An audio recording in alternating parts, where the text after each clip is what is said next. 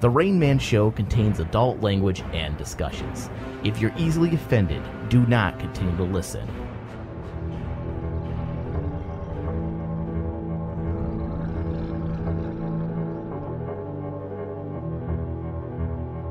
From the Cave of Wonders and recorded live in the presence of gods, where heroes are forged and the weak perish, we welcome you to the Rain Man Show.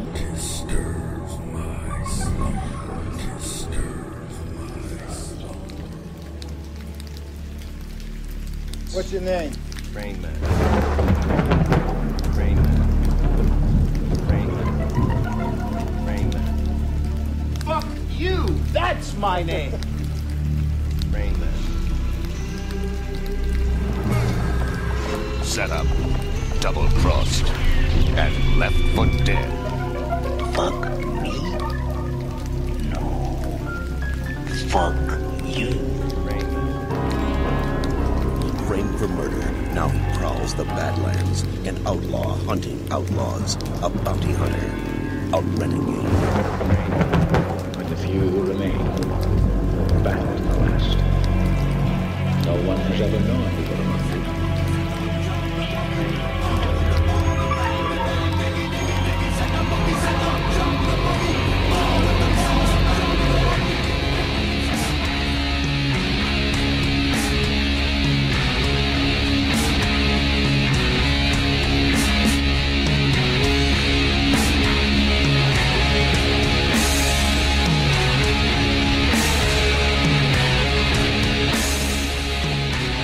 Hello, this is the Rain Man Show.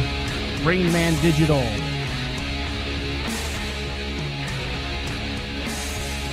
Hello. I lost my train of thought at the very beginning of the show. We have Brian in the studio today. Hello. And Aisha's out today. We have Maggie stepping in for her. Hello, guys. Yay, Maggie. This almost made me spit out my water. Sorry. That would have been bad. But we have a fun show. I have, in about, 15, 20 minutes, we have Joe Lansdale, Joe R. Lansdale, calling in about 15, 20 minutes. I'm really excited about this interview. He has a huge body of work that I'm so excited to talk about and share with you guys. Man, it's funny because I live on Facebook, of course, and on my feed, I keep seeing so many people everywhere I go in the film world, regular people. It doesn't matter if you even know what's really good entertainment. Most people share one thing in common. They all want to talk shit and hate on Michael Bay. It really doesn't matter who you are. I find it funny because Michael Bay's Transformers 4 broke every record in a 3-day period at the box office and broke records as well in China. So obviously, there's an overlap of hypocrisy. All these people that want to bash Michael Bay. Oh, the guy makes terrible movies, blah. And then they go and see his movies, which I think is pretty hilarious. I mean, I've stuck to my guns. I haven't seen a Michael Bay movie since the first Transformers. Have you, Brian? Yeah, I actually went and saw it this weekend. See, and you are a Michael Bay hater. I am, but you know who's not? Who? My 8-year-old. Oh, okay. So I have an excuse at least to have to. And I'm going to be honest with you, dude. It was sitting through it. I sat through it. I didn't enjoy it. I'm not going to lie here. I did not enjoy it. I thought that the action sequences were way overdone. Well, they usually are. And I felt like there was way too much downtime. Mm-hmm. The whole, I'm so tired of every man knowing how to shoot a fucking weapon in every movie. Why not? Like, it's just ridiculous, dude. I mean, I understand. Maybe they're naturals, dude. Not only that, but my biggest problem in this, and I guess spoiler alert here, sort of maybe a little bit, not really. Mark Wahlberg plays the father of a graduating senior in high school. Oh, that's steamy. Well, I'm sorry, but No. she literally looks like a girl that he would date in any other hot. movie, and he's playing her father. And I'm just like, this is fucking weird. Yeah. Like, I couldn't get past the fact that it was Mark Wahlberg playing a 40-year-old. Which, well, that's what he is. I know, but he never plays that old. Yeah. And so it was really jarring. Like, I'm not gonna, like when they were like, "This is my daughter," I was like, "Wait, what?" Yeah. Yeah, no, that's weird. It he was. never plays those types of roles. He doesn't. And I mean, he did a good job in the role, for what he was given when it came to a script, if that's what you want to call it. I don't have a problem with Michael Bay. I just don't like Transformers, period. I did when I was a kid, but it's just not interesting to me. Big giant robots that talk, like they're aliens. Why are they robots? It's weird, and I get it, and they've explained it, but it's just who cares really in the grand scheme of things? But, you know, if you're going to go see a Michael Bay summer movie, that's what you're going to get. You're not going to get Lars Van Trier's, you know, latest independent film award winning. You're not. No, I mean, it's fair. You That's have fair. to you have to expect that's what you're going to get. However, old Michael Bay, I never had an issue with, like The Island, Bad Boys, all his earlier movies. I actually enjoyed them for what they were. I'm not a big fan of Transformers, and has he done anything besides Transformers? Since he started it. Well, I mean, he jumped onto that cash cow, and he will not let it go now. Well, no, I mean, Transformers, it was the 4th best opening weekend for June ever. That's crazy. It was behind Transformers Revenge of the Fallen, Toy Story 3, and then Man of Steel is number 1 for that. But I just like that this proves all the hypocrites out there. Oh, absolutely. Like, well, because people, even to this day, I posted on Facebook, I'm like, you know what, everybody hates on Michael Bay. However, you people are definitely seeing it. The same people who complain are seeing it. They have to be. And then they're like, nope, I won't see it. I'm like, well, somebody is. Those aren't fake numbers. Right. This isn't like, you know, Lady Gaga who like opens up fake YouTube accounts so she can get more views, you know, fake viewership, and That's then gets fair. them taken away by the millions. Did you see Pain and Gain? I watched it for 10 minutes and I turned it off. You didn't like it? It was the worst written movie I've ever seen in my life. I actually liked it. I actually watched 20 minutes of it and I couldn't take it. Dude, I liked it. I'm not going to lie. It broke every rule of writing absolutely. that I could possibly imagine, and they didn't do it right. The only person you need, the best person at breaking script rules is Tarantino. Absolutely. Yeah, no, I would This agree movie with you was there. just it was a mess. It was a mess. But it was fun to watch the train wreck. Like, I'm not going to lie. It was fun to watch the train I did like wreck. the Jim stereotypes because I Right. came from that background. I was laughing Well, at that's a lot why of that that's why I shit. figured you watched it. Yeah, at least just for that. Well, the because whole it is breast funny. milk thing is ridiculous, dude. That's new. That's new because that was not around when I was in the gym. No one Really? talked about breast milk, dude. Dude, But that was the thing when I recently- was in high school. See, dude, unless it was a behind the scenes thing where Well, you no, don't 'cause do see, it. from the the- gayest we got was injecting each other with steroids in our ass. Right. That no, was see, the gayest we got. See, for us, it was like, dude, don't drink pasteurized milk. Don't drink pasteurized milk. Go out to a farm and buy real milk because from Indiana Well, you can yes, do that. That yes, but the actual female breast milk. Well, I and mean, guys would order that shit that's so dirty. online. You don't know what that woman's drinking. Yeah, Oh, I know, dude. Right? But they would. So much is passed through that, Oh, man. so gross. It's dude. like those coffee shops that were serving breast milk for cream. I'm like, come on, dude, that's a gimmick and a half. Right. You don't need to do No. nobody. No. And people were fighting for it, saying, no, we need to have it. It's a delicacy. I'm like, listen, there's nobody that can honestly raise their hand and say, I need breast milk in my coffee every morning. Mm-hmm. There's so many other options out there. Why breast milk? Why? It has Because the you most have vitamins. because you have a weird fetish. Well, I mean, honestly, breast milk is, when it comes to milk, it's the one milk that we can actually process completely as humans. Yeah. Yeah. Because it's from a human, and like honestly, like milk from a cow is really bad for you. You don't process that at all. Everyone is to a certain extent lactose intolerant because Oh, we're not supposed to drink fucking cow's milk. It's not made for us. We don't process half of the shit that's in it. Nope. Like, it's really not that good for you. And so, like, all those people are like, oh, it makes you grow big and strong. Nah, not really. It just kind of sits in your stomach until you shit it out. So, But yeah, I mean, so I understand that there is a certain amount of health appeal to it, but at the same time, you're also ingesting everything that woman ate. You know, and that's Well, that's not what just seems. that, it's everything else that she does. It's right. like- If she smokes cigarettes or if she smokes weed or if she does any of that stuff, That's it's in the drugs. breast. Yeah, it's in the breast milk. That's the part that bothers me. Yeah. You know, is the fact that you're just taking in everything she consumes. And let's be honest, most people, not just women, most people don't treat their body like a temple. And if I'm going to, drink breast milk, I'm going to put that woman in a barn and make her not move and feed her the right nutrients like they do cows.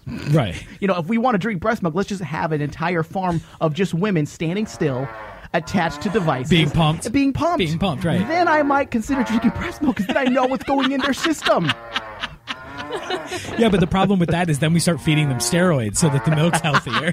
And we have giant women that look like Gwendolyn chick from Game of Thrones. Those are the women we're going to be getting breast milk from. Yeah, you thought we had a problem before with being overweight here in America. Wait till we start drinking that breast milk infused with steroids. That's so funny. Oh, that's awful. Steroids and antibiotics, dude. That's all we're gonna feed those women. Yeah. Well, dude, it's just GMO. It's just like the GMO thing. Like Maggie posted some pictures today of her garden, and I started laughing because it's like 3 little chilies and a tomato, and I'm like, this is why I support GMO. That tomato's like 2 inches long and like 1 inch thick. This is why we have resorted to GMO, because if we didn't, we would be starving right now. It's true. No, that's you know what? You're absolutely right. Because we produce way more food than we eat. I'm making a joke. I understand GMO is dangerous, but I do that. But that is originally GMO was started as a means to, so there isn't famine in other parts of the world, right? But it got adulterated and became some sick genetic. Yeah, it is. It's crazy. But Brian, you are a big X-Men fan. What do you think about Bryan Singer already? You see that he released a teaser of the first page of his treatment that it was the X-Men Apocalypse script after Days of Future Past. I guess he hit a milestone. So he's all like, meh, we just broke some records, so I'm going to go in and post this on Instagram and tease the fact that he's working on the next version of the series. Do you think it's too soon? Do you think like people like Michael Bay, do you think it's all about money, or do you think they're excited that they got a successful movie? I think Singer's excited. Yeah. I think Michael Bay is a douchebag, and he's just about the money. Yeah. That's why he even said he didn't want to do Transformers 4, but they made him an offer he couldn't refuse, Godfather style. Deadhead or, $500 billion in the bank. Yeah. That's what he gets. But I think Singer he's excited to be back with the X-Men franchise. Yeah. And I think him, he repaired it. He's been repaired. Even with X-Men First Class, he started repairing it. With DOFP, I think he brought it back to the fans again. And that's only something that he could do. That's a testament to Bryan Singer's capabilities as a director, a writer, and a producer. Right. The fact that the entire time he was away from the franchise, it was dying. It was an abomination. It was. You had the terrible X-Men 3, directed by Brett Schittner. That wasn't Ratner's fault. That was not Ratner's fault. Whatever, dude. It wasn't. Somebody could have fixed that. Listen, dude, if someone gave me that, dude, I would have tried to. I don't care if they gave me millions. I still would have said, "Can we fix this a little bit, please?" And then you had the terrible X-Men, the first Wolverine, which was, X-Men Origins Wolverine. Yeah, that was and bad. then he comes back, and everything's decent again. I mean, there's still blockbuster. It was okay. I mean, what was it? That one did. X-Men First Class was a watchable flick. It was. It was a watchable flick, and that's all I care for. What's funny, I don't though, expect genius from summer movies. What's funny, though, is that X3, The Last Stand, is actually the second highest grossing movie in the franchise behind the new one. I know. Like, that's ridiculous to me. And that's what everybody used for years before they realized that, hey, this movie sucks. I remember complaining about it right when it came out. People were like, well, it made this much money. And I'm like, well, because it was built off the back of Bryan Singer. Right. Well, and Transformers 4 made a shit ton of money, too. It doesn't mean it's a good fucking movie. Right. Like, so did Twilight, and we all know that isn't good. Hey, you know what, man? You want to talk about Twilight? We can talk about Twilight, but it's going to get deeply personal. Okay, you know what? I'm done. I'm leaving. No, I'm just kidding. The Host is a horrible movie, and I watch it on a regular. I watch it on a regular basis because it's a guilty pleasure movie. It is. Shut up, Maggie. I hate you. And then it's funny because right after our show last week, when we were discussing the entire IRS debacle, we had this guy genius releases a message basically to Congress saying that he will he offers $1 million. Well, no. He's not doing it personally, Mike. He wants the taxpayers. He wants the taxpayers. It's a bounty bill. I would willingly do it. It's a bounty bill. But what? Tell me you wouldn't mind. Well, here's the other thing. If they took $3, $4 this year from your taxes to help pay for this bounty to find these air quotes lost emails, tell me you wouldn't jump on that. Well, here's the thing. They'll take the money. Yes or no? It'll go into a fund, and then they'll never find the lost emails. That's true too. Okay. However, let's pretend we live in a good world. Then there wouldn't be fucking lost emails. That's true too. If we lived in a good fucking world, we'd have the goddamn emails, and this wouldn't be a fucking issue. And now we have no show. Let me just turn the lights off. I'm sorry. It's just so fucking frustrating. And now also on top of the $1 million bounty, though, he wants to cut salaries on everyone in the IRS by 20%. No, he said if they use that as a stipulation. He says, however, let's look at it this way. If we don't want to do the $1 million bill bounty, then how about we cut everybody's salary until those emails are found. Hughes' point was, I guarantee you, we start cutting salaries. Oh, look we found the emails. They're trying to create a snitch environment. They're trying to do the mafia. You know, that's hey, fair. Pardon, a letter of pardon if you willingly snitch on Don Corleone. Right. You know, that's pretty much what they're doing. They're trying to turn each other against turn. I got you. The word? I know what you mean. They're trying to turn everyone against each other. There you go. Which is smart. They're doing Caesar. We know other people who think they try to do that, and they always fail. At two. So stupid. But yeah, no, I mean, I don't know, man. The whole thing is just fucking farcical anyway. Like, I mean, it's ridiculous that we have seven computers crashed. Somebody's trying to do something. Well, somebody's just saying, hey, look, this needs to happen. Although I will tell you this, I've been talking actually to quite a few people about it, and if you don't watch Fox News, you don't know about the lost emails. Like, I'm not lying. If you get your news, libertarian and conservative news, right? Yes. But then that's why I say Fox News, Drudge Report too, and alternative news sites are covering it. Right. But mainstream world doesn't watch any of that stuff. But Fox News and CNN and MSNBC, right? And CNN and MSNBC aren't covering it at all. Of course. I think that's the most telling thing about this entire fucking situation. And this is what's wrong with our news today. They're taking sides. You're not supposed, even Fox News. Like, okay, I don't care if you're conservative or liberal or libertarian or whatever else you may be. This is an injustice to anybody. If the IRS is targeting people, if they are in fact targeting people, let's say it's not an if. Let's Mike. take it out. Well, hold on. There are people saying they weren't, but let's say let's take it off the table for a second that that there is no fault to it. It's definitely worth an investigation. Like, can't we all agree? Can we just forget the libertarian, the liberalism, and the conservativeness for a moment and just say, yes, this is an issue. If the IRS is targeting groups, what's the next group they're going to target? Well, I mean, they've always targeted groups. I don't think that's ever been a question. Well, it's getting out of hand to the point. Exactly. And then now you lose emails like we talked last week. Right. You know, there's so many other issues that we're worrying about in this country. And to me, if we were to gather as a group, same thing with this Hobby Lobby thing, which I don't want to get into too much right now. But can we forget about conservative views, liberal views, libertarian views? But Mike, the World Cup's on. Just think humankind and mankind for a second. But there's the World Cup, Mike. Many injustice going on that's worth our investigation. Absolutely. A lot more. Oh, absolutely. Yeah. Mm-hmm. And that's my point. Coming up in the show, we do have the World Cup. So stupid. Yeah, World Cup. Dude, we lost. I'm so glad. USA is out. I'm so glad it's over. We lost. I'm so burnt out. The worst part about our goalkeeper did set a world record, though. This is the ultimate Super Bowl like blow fest. You know how like once a year everybody pretends they like the football. Oh, I love football. Sports ball. Woo. Can you please name one person on the team that you're going for? I can't, but the commercials are so much fun. Did you see the Nissan commercial with Johnny Depp in it, and him and Brad Pitt were fighting against each other? It was awesome. That's what I hate. That's all it's about. It's about commercials. That's it. You know. Well, the game was kind of a stinker. So this year. Same thing with the World Cup. I mean, I couldn't even surf the internet without a World Cup advertisement popping up. You mean what? Well, Google. That was Google. Would anybody care? It's the same thing I said before about other things. It's about the Olympics.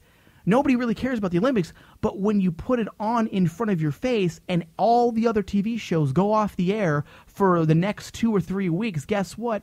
People are going to have to watch the Olympics. But if you gave them alternative programming, I don't think so many people would be watching the Olympics as you guys like to brag and boast. I think you're right. It's the same thing with the Super Bowl. Same thing though. with the Super Bowl. Yeah. Same thing with the World Cup. I don't think people would really care about the World Cup if the advertisements didn't come in and start pushing it. I mean, dude, every time I try to log into Twitter, did you hear about what happened in the World Cup? I'm like, nope, and I don't care. They didn't even give you an option to like say, don't ask me this again like they do sometimes. It was continually popping up. It's just another distraction from everything that's going on with our government. Well, it's not just our government. I think it's a distraction for the world. You know, I mean, that's every 4 years we get this. And I have no problem with people who actually like soccer. It's obnoxious when people who don't even like sports or soccer, they get swept up in it and they're like, oh my God, I have to watch soccer. Oh my God, I can't believe we lost. Do you even really care? Right. Name one guy that's on the team. Yeah. One guy. Tony Sabal is the one person I know that actually he likes soccer.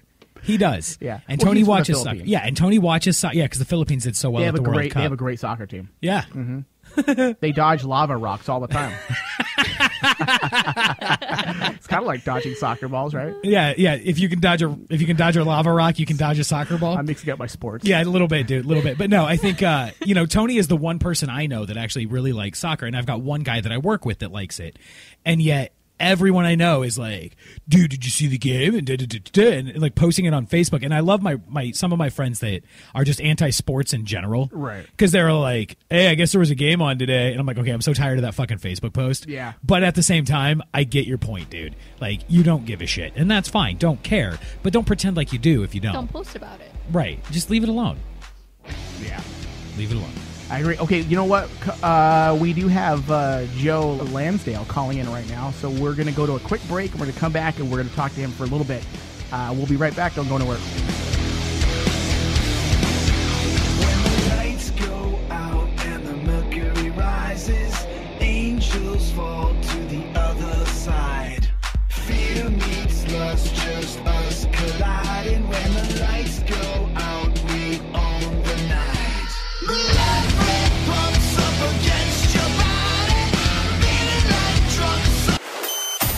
And now, Casey Kasem freaks out. To our long-distance dedication. And this one is about kids and pets and a situation that we can all understand, whether we have kids or pets or neither. It's from a man in Cincinnati, Ohio, and here's what he writes. Dear Casey, this may seem to be a strange dedication request, but I'm quite sincere, and it'll mean a lot if you play it. Recently, there was a death in our family. He was a little dog named Snuggles, but he was most certainly a part of... Let's go start again. From coming out of the record. Play the record, okay? Please. See, when you come out of those up-tempo goddamn numbers, man, it's impossible to make those transitions. And then you got to go into somebody dying. You know, they do this to me all the time. I don't know what the hell they do it for, but goddamn it, if we can't come out of a slow record, I don't understand it. Is Don on the phone? Okay, I want a goddamn concerted effort to come out of a record that isn't a fucking up-tempo record every time I do a goddamn death dedication. Now, make it, and I also want to know what happened to the pictures I was supposed to see this week. This is last goddamn time. I want somebody to use his fucking brain to not come out of a goddamn record that is, that's up-tempo, and I gotta talk about a fucking dog dying. Oh, God, that's funny. Oh, that's good stuff. Like zoinks, yo. Rest in peace, Casey Kasem. 49% geek and 1% douche. The universe of Rain Man never stops. Catch the replays from the current shows on our 24-hour digital channel. RainManWasHere.com/RainManChannel001. Also available on demand. Don't miss the interview with Louis Lombardi. What are you saying?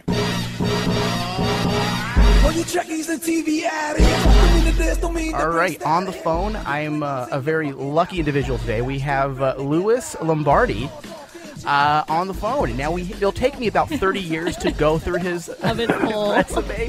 I mean, this man has been in NYPD Blue, Sopranos, 24, my personal favorite, Entourage, Mob City, which was phenomenal. You have a great body of work. A great body of work. It's funny. I mean, you had one of those faces before 24. To me, you had one of those faces that, like, I know that guy. You were like the Italian Danny Trejo. You're like, I know that guy. He's been in everything. That guy's awesome. And it's kind of funny because my whole career has been opposite of what Louis Lombardi really is. Most of the roles I get are like the FBI guy, the Edgar Styles, the quiet little guy getting yelled at by Chloe. You know? In real life, you think that would have happened? I would have slammed the door on her face in the first season. Click, leave me alone, Chloe. Well, just talking to you on the phone right now, I immediately realized, I'm like, you are not the guy you portray in shows. I mean, I'm afraid of you. I'm afraid right now. That'll be because I'll come to Arizona and kick your ass. I'll hit girls and everything in that office. I don't really care. Well, no, like, I need to put a petition out there to bring back Edgar, zombie. Let's do it. Let's do it. I know all these people on Twitter keep saying, Edgar, we need to come back. We need to come back. And I'm like, yeah, I wish, it would be great, We need to pitch something, Kiefer versus zombies. And then, we can bring Edgar Styles back. There you go. Right? Go to RainManWasHere.com and catch up on the shows.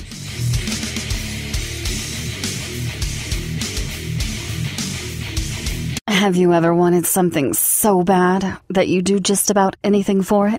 Well, that's exactly how we feel about you. That's right. AdamandEve.com wants you so bad. We're giving you 10 free gifts with your first order. You heard me right. That's 10 free gifts to spice up your love life. First, you'll get a sexy surprise for her. Second, an adventurous toy for him. And third, a little something we know you'll both enjoy. Plus, you'll get 6 full-length adult movies on DVD. And number 10, free shipping on your entire order. That's 10 free gifts for you shy types who've never tried Adam and Eve before. Just go to adamandeve.com and select any one item. It could be an adventurous new toy, a sexy piece of lingerie, or anything you desire. Just enter offer code DEAL30 at checkout and you'll get all 10 free gifts, including free shipping. That's offer code DEAL30. That's DEAL 30 at adamandeve.com.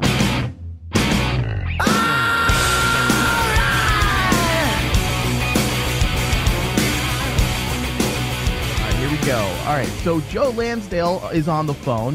He has written novels and stories in many genres, including Western, horror, science fiction, mystery, and suspense. He's also written for comics, as well as Batman, the animated series. You've done TV, movie, comic books. Frequent features of Lansdale's writings are usually deeply ironic, strange, or absurd situations or characters, such as characters in the very successful cult classic, Bubba Ho-Tep. You've received numerous awards from the British Fantasy Award, the American Horror Award, the Edgar Award, the Bram Stoker Award, the World Horror Convention Grand Master Award. I mean, is there anything you have not won yet, Joe?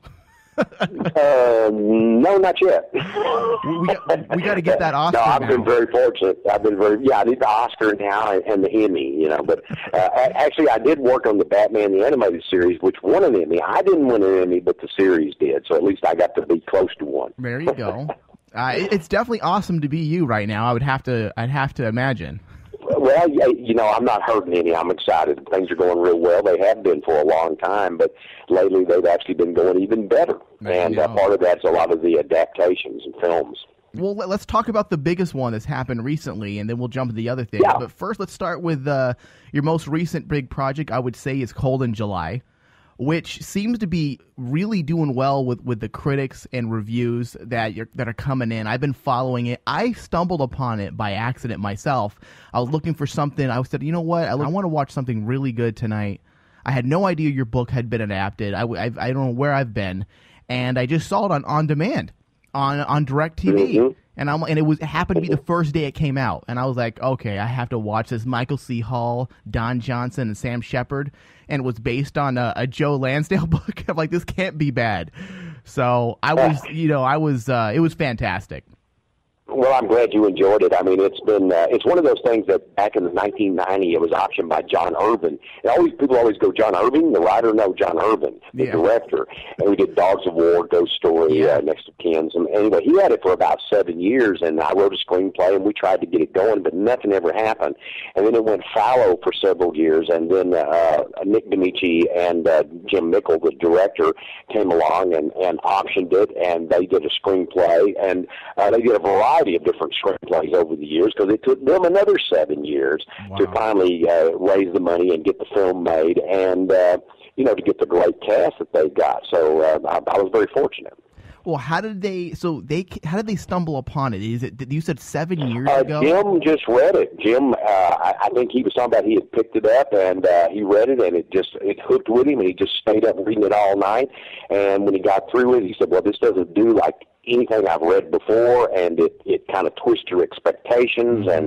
And I think the book probably does that even more than the film, and because I've got more time. I mean, when the film, he's got 90 minutes, but I thought the adaptation was great, and I'm very pleased with the results, and I think Jim and Nick were quite kind to me, really, in many ways. I think that the book echoes in tone the story. The novel's a little more complex again, and the characters have a little bit more to do. The female character has a lot more to do than in the film, but I was very, very pleased with it. And when I looked at it, I didn't feel like it was so alien that I didn't recognize it. It felt like a Joe Lansdale story.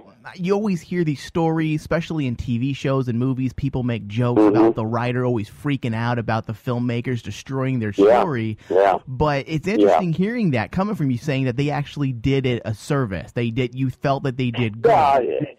Right. I think I've been very fortunate in that respect so far. So I'm the next one, of course, is probably going to be an awful situation. But Bubba Ho-Tep was almost verbatim like the story. There were some changes. Mm-hmm. Most of them had to do with taking some of the prose and turning it into dialogue and things. But when I watched that, I really felt like I was almost reading my story.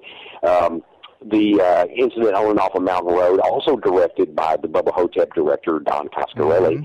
And that one felt very much like my story, except there were some little changes, obviously, and they have to be for film. Right. And I write a lot of internalization. When I write, a lot of my stuff is very internalized. Yeah. But I really enjoyed Bubba Ho-Tep, Incident on and Off a Mountain Road, and Cold in July. I think all three of them have been marvelous adaptations. And actually, there was a low-budget film that my son wrote called Christmas with the Dead, based on one of my short stories that I'm very fond of, too. Now, that one changed more than any of them.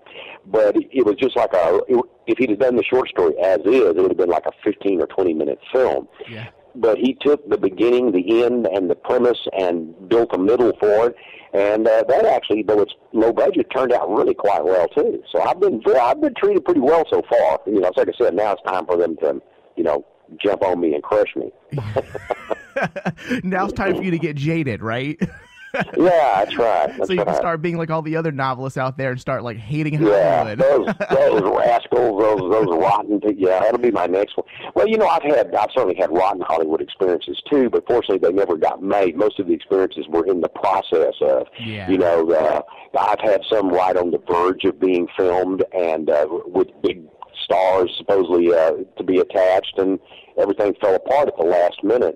So I've certainly had my share of that, but I've always thought of myself as a novelist and a short story writer first, and then everything else, my involvement with film and comics and all that are very valuable to me, but they're secondary to being a prose writer, at least for me. Mm-hmm. So that's one of the big differences. Do you, on a movie like Cold in July, like what was your involvement outside of them just adapting? Was there any other? Well, I'm a co-producer on that film, my co-production credit goes primarily to the fact that I had a lot of say, and they, I think it's curious that they didn't show me the last script, so maybe they knew that I might have screamed, but once I saw it, I was very happy with it. I mean, there were other drafts, and I thought every draft they did was really good. I had some suggestions here and there and some changes and things, and I think toward the end they realized that they had so much story, and I think a lot of people have realized that about Cold in July. It's a short novel, but it's actually got a lot of 3 or 4 different thematic elements going on at one time. And to try to incorporate those all in a film, considering it also has all these twists and turns and little character shots and things like that, you would have needed a mini-series. Yeah. So I think that, I think I was treated very well. I think I was respected through the process. I was asked my opinion on a number of things, even a number of the scenes when they were working on them. Jim Mickle and Nick D'Amici just couldn't have a better team, and in fact, we're teaming up again for the television series, which we hope is going to happen at Sundance. What television series is this? What is it called? I have a series of characters called Hap Collins and Leonard Pine. Obviously, there still has to be like a hurdle or two. They have to like what's being done. But so far, we've moved along very carefully with them and very had terrific response. And we've been excited about what they've felt, and they certainly seem to be excited about the project. All that remains now is for the first script to be finished, and Nick and Jim are working on that. Jim will direct, and I'm a producer on the series. Again, I'm being given a lot of carte blanche to make comments and to try to steer the series more toward the books, which plan is to do 1 book a season. Now, if we have 1 season, then we get 1 book. Yeah. But we'll see what happens, Well, that's great. I mean, I know for many years, adaptations have been a nightmare. When it really, just even as fans who read books, especially me being a fan of your writing. I can imagine they've always messed adaptations up. They always do. Yeah, they do. There's something and even I might even step on some toes here, but there's always a people when they tell me we're going to open it up or we're going to work in the spirit of, you know you're about to get the bad end of the stick most of the time. Now Jim even said that we worked in the spirit of more, and when he says that I just kind of cringe. But in their case, I think it's true. But a lot of times when people say that, it means this is too hard. You know, and a lot of things that appeal to people about the novel are the first things they start losing because it's hard to make it happen. Like some of my work, and say example, Ray Bradbury, a great writer.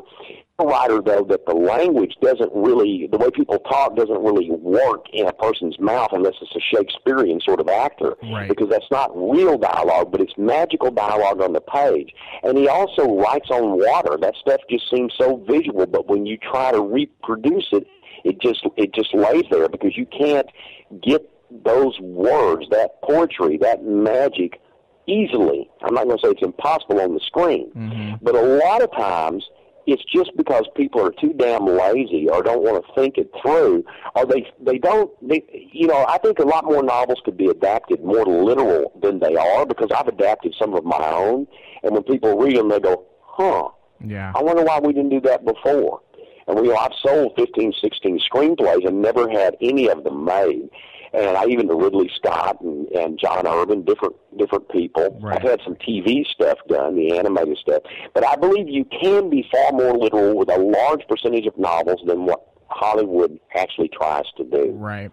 I agree. I mean, proof is in the pudding, right? And we see something just like just a Cold in July, for example. I mean, it goes, and even people who adapt things. Let's look at even the Lord of the Rings, trilogy, the original ones. I mean, Peter Jackson did a good job adapting those for the most part to something big and epic like that. If you can do something and do justice to an epic story, absolutely, you can definitely. Well, Game of Thrones is another example. Yeah. George's books, and they've tried to do those pretty close, and I think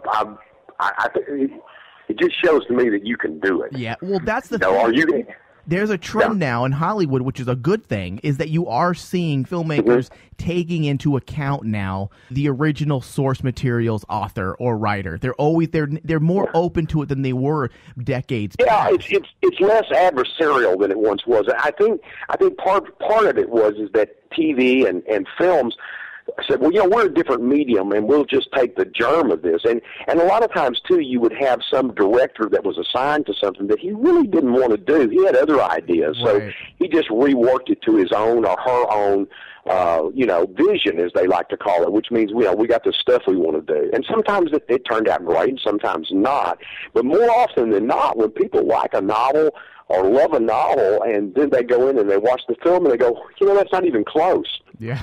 I mean, I never go in and expect it to be absolute because, like I say, you've got 90 minutes or sometimes in some cases, 2 hours. But most of the time it's within that constriction. If you take To Kill a Mockingbird, which is my favorite film and my favorite novel, and if you look at the adaptation of that seems like a literal adaptation. But if you read the book, you realize that there's probably 2/3 of the book that's not there. Yeah. But the adaptation is so smooth and so good that it's able to capture all the thematic scenes, all the thematic depth, and contain all the major scenes and the structure and the plot of it. Structure's everything in screenplays. I mean, I'll probably hack some screenplay writers off, but I don't think screenplay writing is an art. I think it's a craft.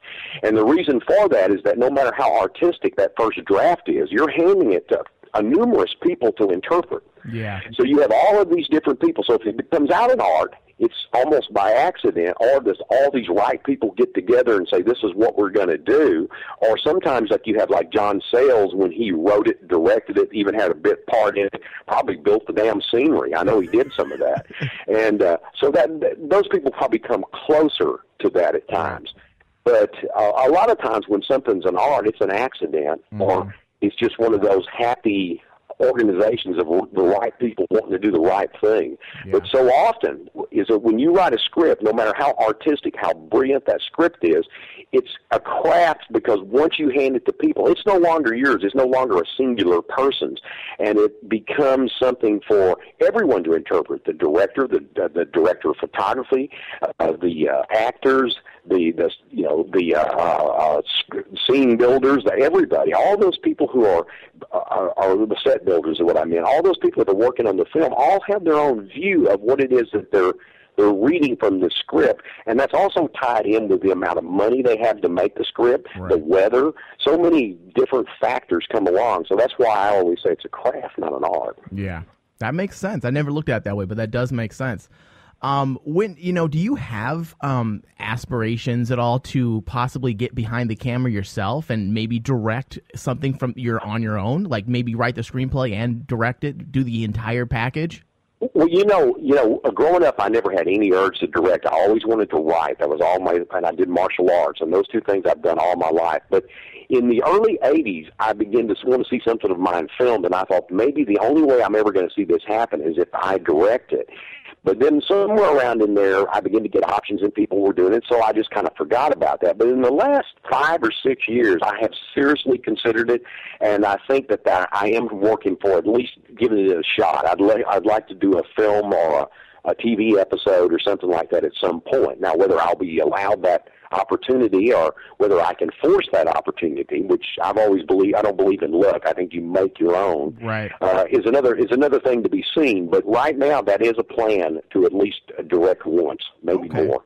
All right. So Cold in July is now in theaters and on demand. Cold in July is also, it is. Mm-hmm. It's also available on video on demand through your local cable provider. So check your listings out there. I highly recommend this one, people. Like, it's really well executed. Now, one more thing. Michael C. Hall, did you know who he was before he got cast into this film? Oh, sure. I knew from Dexter and 6 Feet Under. I thought he was an amazing actor. Yeah. I never actually considered him for the film. I hadn't even thought about it. And then Jim had met him at Cannes, and he said, Michael C. Hall's interested. And I said, oh, my God, why did I think of this guy? This guy is one of the best actors around. Yes. And in fact, Don Johnson, Sam Shepard, Vanessa Shaw, they're all terrific. Vanessa Shaw doesn't get enough praise and attention for her. She's a very fine actress, and I thought she did a wonderful job. But she was the wife. The thing about Yes. Yeah, mm-hmm. Yes. But the thing about Michael is that he had to be in every scene, and he had to change subtly. Don had this very sort of, broad role that was just, perfect for him. Yeah. And Sam had a wonderful part, and they both just did brilliant performances. But for me, Michael had to be in nearly every scene. He had to change gradually. He had to evolve gradually. He had to say so much just with his face and subtle movements that I just can't tell you how impressed I was with him. I was on the set for 2 weeks and watching, the performances, and I just thought, man, this guy is amazing. This guy is the actor's actor. He's one of the best out there, and that's why. And that was the big clincher for me before I knew it was written by you. This movie, I was like, all right, okay, what is this? Michael C. Hall's cast. Let me check this out. And then I'm like, oh my God, this is the Lansdale book, So I make the connection. And now, it's true. Yeah, it's funny because you write a lot of. These three, your characters are always not the typical protagonist. The picture framer of all characters, you have the picture framer, the guy that makes frames, and then you have the ex-con, and then the kind of the cop, I guess, detective, flamboyant private eye, right. And it's just the three of them put together is such a non-expected type of mix of characters, and the way the novel itself is crafted and the movie. It goes from, like, when I first started watching the movie, it's like, all right, is this going to be just a typical, like, revenge movie? Like, come out, wherever you are, counselor type movie, because that's what it felt like for the first 15, 20 minutes. And then it just flips on you to something completely different, completely unexpected. And I don't want to spoil it for the listeners out there, but completely unexpected. It's nothing you're sitting down to watch, and it completely turns to something you didn't even have a clue it was going to be. Yeah. So when I was writing the book, I thought I'm going to lead them down the garden path. And I saw a couple of reviews where I could tell they didn't read past that because they said, well, it's a typical thing. And I thought, well, you can say you don't like it, but you can't say that because I know you haven't read it. Right. But most of the reviews as the book, as the film, have just been really good. They're almost like my mother wrote them, thank goodness. But the important part is that I wanted to take something that seemed conventional and gradually turn it on its ear until you thought you knew what that was, and then turn it again. Yeah. And I think that the book does that maybe a little bit more than the film because, again, it had more time. But the film, what it does of it is brilliant, and it's just a beautiful film too. It has that sort of grainy noir look and that sort of blue moonlight of the 80s films, you know, and a great score. And our daughter actually has 2 songs in the film. She's in some of the background singing that you hear. And so, yeah, Casey Lansdale, she's, you know, a country singer and quite a good one, you know. But anyway, that's, you know, that was just, I thought they just put all the components were put together so nicely. Well, and, you're lucky you know, because Jim is just a fantastic filmmaker in general. So and let me tell you something else. He's a fantastic guy. He and Nick D'Amici are just great people. I spent more time with Michael than I did with Don and Sam, and I really liked them, but I spent more time with Michael, and I really liked Michael. I just think he's also one of those salt-of-the-earth guys, you know. Let's move on to your next big project that I actually saw you announce it on your Facebook page. Bill Paxton. He's going to be adapting your next project, which is based on... He'll be directing it. It's been adapted by a guy named Brent Hanley, and Brent Hanley wrote Frailty, and Frailty was the one that Bill directed in the past, and I think that probably Frailty has the most, at least atmospheric connection with The Bottoms, my novel. And Hanley's got a screenplay that we all like, and Bill's a great director, so as soon as they get it cast, I'm hoping it'll be shot. I'm not sure if they're shooting it this fall or next spring. It would depend, I guess, on how fast things are put together and cast. But that's next in the pipeline, along with the TV series. Well, there's actually 2 or 3 other things, but I can't talk about those. Oh, that's always good to have those, though. I can't talk about that one because that's a good thing. yeah, that's right. It's fun. It's better to have something you can't talk about than not have nothing at all. Right, absolutely. So, well, I kind of laughed. I kind of chuckled a little bit because somebody on your Facebook a couple days ago or this morning, I know, says, "How does it feel to be endorsed by Oprah?" I started laughing. You don't seem like an Oprah funny. type of guy, so I'm like, I can't wait to read his response. I can't wait to read his response. Well, what that was a Oprah magazine, and they interviewed Bill about books, and he talked about The Bottoms in there, and that's kind of why I was in there. Oh, okay. Yeah.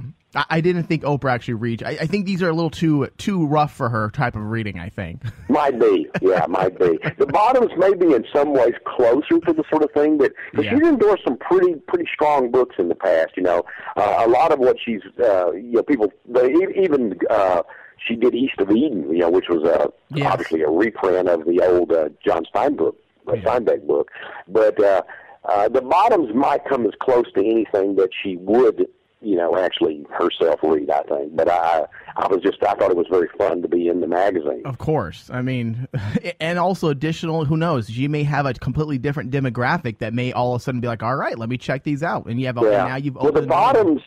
Yeah, The Bottoms is weird in that its demographic is huge. It's had it's way across the board, and strange enough, a lot of my stuff is, but The Bottoms is probably my most popular novel, actually, even more popular than the series, the Happy Leonard series. And that book just goes on, and not only here, but also in foreign markets as well. All of them seem to be selling in foreign markets, especially Italy. I think I do really well in Italy with almost everything. But The Bottoms is one of those that, you know, I'm really proud of. It's not, you know, people say, what's your favorite book? And I'd say, is it Tuesday or is it Thursday? Because I changed my mind a little bit. But certainly this is always in my top 3 novels that I've written. You have a unique writing style, and do you have an inspiration, if any? I mean, you've been doing it for decades, and you're a fairly unique guy. You know, you can't really pinpoint your work and say, well, it's kind of similar to this, because you are very unique. But do you have any inspirations that you would you would attribute to your work?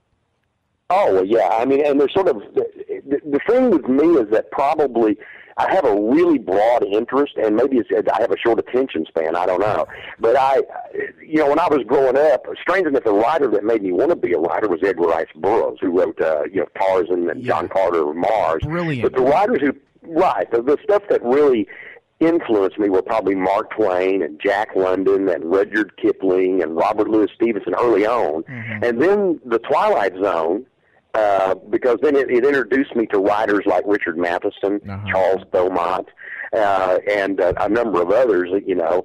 And so that whole school of writing included Robert Bloch, who wrote Psycho, and then, of course, Ernest Hemingway, F. Scott Fitzgerald, John Steinbeck, some of the usual suspects, Flannery O'Connor, you know, Raymond Chandler, who wrote about Philip Marlowe and Dashiell Hammett and James Cain, Gerald Kirsch, Harlan Ellison to some extent. I mean, the list goes on. And in some ways, certain writers influence you at different periods in your life, but always by the time that they were influencing me, they were sort of going into the grist, into the mill, and being ground up with all these other influences, including, you know, great Western writers like Jack Schaefer, you know, and people like that. And so all of this stuff sort of comes out slightly different kind of sausage after it gets ground, but its components are considerable. And at different times, certain writers influence me more than others, you know. Let's talk a little controversy here. I want to get a little. This may not even be controversial to you, but who knows? You seem to be able to. You seem not to care. You'll say what you want. So let's jump into this. You wrote a screenplay for a brilliant animated short that I call brilliant for DC titled Jonah Hex. Now, bear with me on this one, okay? Right.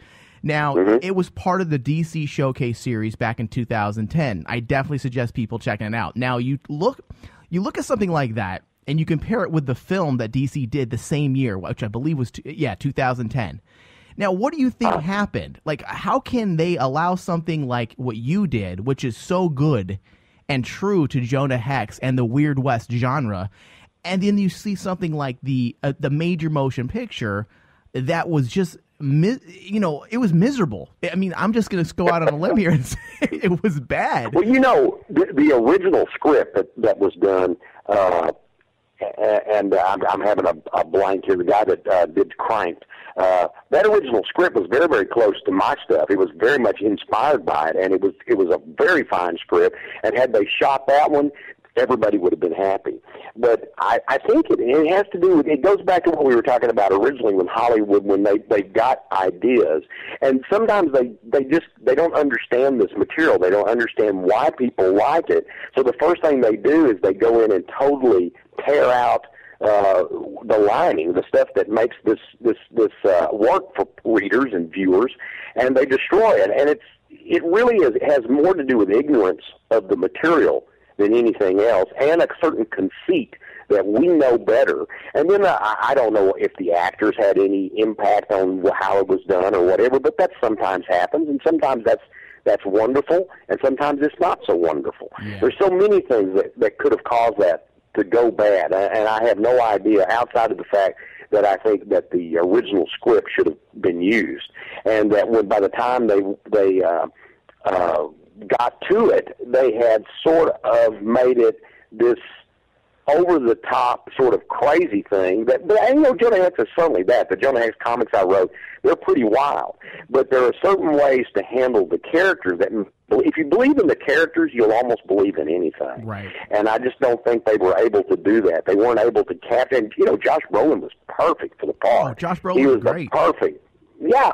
And I just think that there were so many factors there that, I even heard somewhere that he said if he was going to make a bad movie, he was going to make a really bad movie. And I thought, wow, that's not good. I hope that was a misquote. I hope that's a misquote. Yeah, and I just thought, but I think it really is not having respect for the material to begin with. Yeah. You have to, and I think it's one of the things that's changing in film, which we discussed earlier, is that there are more outlets for film now. There aren't just a few handful of people who run this anymore, right. And there aren't just Hollywood outlets anymore. Nope. And there's now television, which even though it may be Hollywood, is offering, and not always, but is offering a larger spectrum of stories and ideas and more room to develop. And the writers and directors are working together better. I think that a lot of the directors coming along now have grown up on these books and grown up on certain creators, and that in comics, for example, and that they understand the medium, and so they're coming at it differently. it's like in the past when they used to make comic book movies, they always made them as a sort of a farce, you know, or campy, because they didn't get it. Same thing with Doc Savage when they did it as a movie, which I actually enjoyed the movie, but it wasn't just pulpy, it was like camp pulpy. And there is this place where you have to develop something, but you still have to keep that core. You have to keep the heart of it. It's why the Lone Ranger, they lose it every time they try to remake it. They just haven't managed to do it because they can't capture that core of, I guess in his case, pure decency. Because they're scared to do that. They're afraid they'll be embarrassed by it. Can we just have everything that's Weird West related? Can we just can we sign a petition to just have you write the screenplay for it? Can we just do that? Can we let's start it online, a petition saying anything that Hollywood wants to touch when it encompasses the realm of the Weird West, let Joe handle it, because man, you have it down. You have it down. And Weird West genre is my favorite. The Dark West. I love it. It's one of my favorites, and I've read a lot of your stuff dealing with that, and you have it down. You understand it. And well, you know, back in 1981, I wrote this serial, Dead in the West. I wrote this book, Dead in the West, and I couldn't sell it. And so a few years later, it was serialized, and then I turned it into a screenplay. This is the one I was going to direct. That I was telling you about. And then when I got finished with it, I said, well, you know, this is better than the serial. And then I novelized it, and then it sold as a novel. And then that thing was optioned 11 times. It was finally bought by a French company for a lot of money. And for whatever reason, they never made it. But it locked those rights up forever. And I've always felt that was a book I would love to have seen filmed, because it was probably one of the few that I wrote that actually was designed for film. You know, most of the time I don't write with that in mind at all, because I think that's a bad way to write. But in this case, I was influenced by an old film called Curse of the Undead, and I was trying to do a modernized version, at least of that, although it varies so dramatically from it. But I was having so much fun with it, and I thought, well, this would make a great film. But, you know, it was sort of one of those books that inspired a lot of writers. Thank goodness. I'm so pleased that I've gotten tons of mail and calls and emails, and I meet people out. That book influenced me so much. But at the time, that sort of thing was not considered, you know, popular or mainstream at all. And in fact, it was very, very hard to sell. It sold to this little bitty paperback company, and then later, you know, since then, of course, it's been in different incarnations. But the time wasn't ripe, and now it just seems like the time is ripe.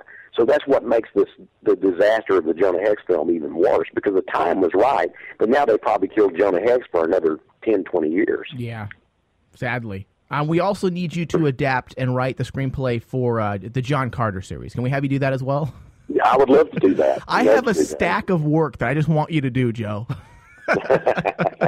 Well, you know, I like the John Carter film a lot better than a lot of other people. I did but too. There are things about it I didn't like. But the stuff that was so good was the Burroughs stuff. It's when they tried to they used that old Hollywood chestnut, is that if you have this character, you've always got to have this singular antagonist that is his main. And in this case, they made it even worse because they had two antagonists, one with glowing chicken wire on his arm is what I always called it. And that just didn't work for me at all. And I thought, if you're going to do that, you needed to, you know, not vary so much from the film with the sort of this background story they changed. The best thing about the Burroughs story is that it's so magical and it's inexplicable. You don't really know why. It has that fantasy element, and they tried to jazz it up and explain it in a science fictional manner. But the parts that were like the book, and of course I'm all for updating, and certainly, you know, there were a lot of racist and overly sexist stuff in those old books that needed to be updated. But outside of that, they just sort of lost. You know, when it was on target, it was Burroughs, but when it was off target, it's because it wasn't Burroughs, and they just tried to do too much. They were scared. Again, it goes back to like not exactly embracing and having confidence in the original material. And the other thing that probably hurt it is that it's been ripped off now for 100 years. There's people, Star Wars, all these things have actually come at least, you know, off the side or indirectly from the Martian series. Yeah, nobody. A lot of people don't realize that there's so much of what we see today, when in film and even in novel form, it's a lot of it is based off of the inspiration, and some of it's not even inspiration. Absolutely. Some of it's not even inspiration. It's straight up ripoff of the. Well, that's true. That's true. Of the Mars series. Absolutely. I mean, like I say, there always have to be changes and adaptations in books, and certainly a book that's 100 years old is going to have some certain values that are not going to be fitting to our modern, standards, which I think that's understandable. You can do things like that. I mean, nobody wants to embrace racism or sexism unto itself, which is not the same thing as having a racist or sexist character in a story, because sometimes that actually makes the point against those things best. But outside of doing that, they should have stuck more to the original story, and it would have been, I think, far more engaging. Yeah, I agree.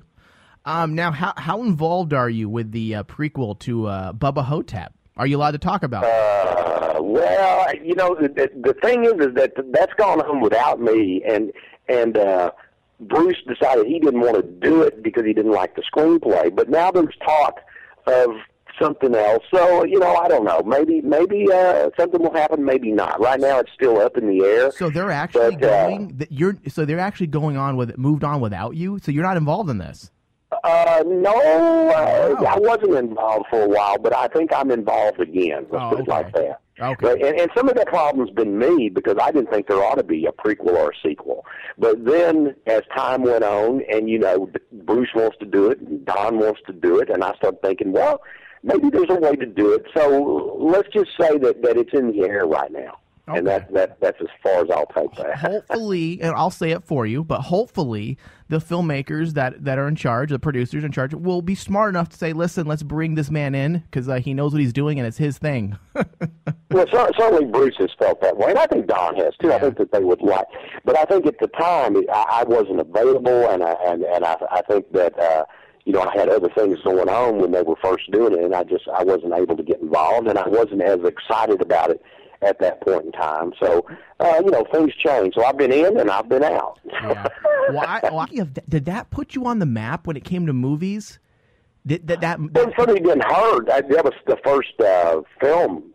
There had been a couple little short films that people had done from short stories, but that was the first, real film that ever been made from my work. And it certainly, from the standpoint of cinema, certainly it put me on the map. Okay. And then I lay fallow in films for quite some time. But what a lot of people don't know is that in the background, I'm writing. I wrote some of the cartoons and animation before that, so that kind of helped. And then I was selling screenplays that never got filmed. I did there's a novel of mine, The Big Blow. I did a screenplay for Ridley Scott based on it, and for a while it looked like that was going to happen, and then it didn't. But so there's always been cinema and film in the background of my career. It's just not always up front that people know that it's going on. Yeah. Okay. Yeah, because I was thinking, I think Bubba Ho-Tep might be one of your biggest when it comes to the book and the movie. Like, I think that's Cold in July is certainly surpassing that. Yes. Cold in July on video on demand probably had, I think, now if I understood this right, is that it's the biggest video on demand that IFC has had in 4 years, and the second biggest that they've ever had.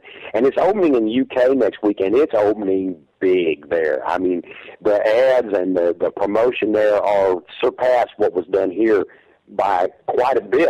Of course, it's a smaller country, and they sort of focused everything, but I'm really impressed with what they're doing there, and I think it's going to be a magnificent success over there. I bet too. Well, because Europe has an appreciation for your type of work more than I think even folks in the U.S. I mean, we all love that.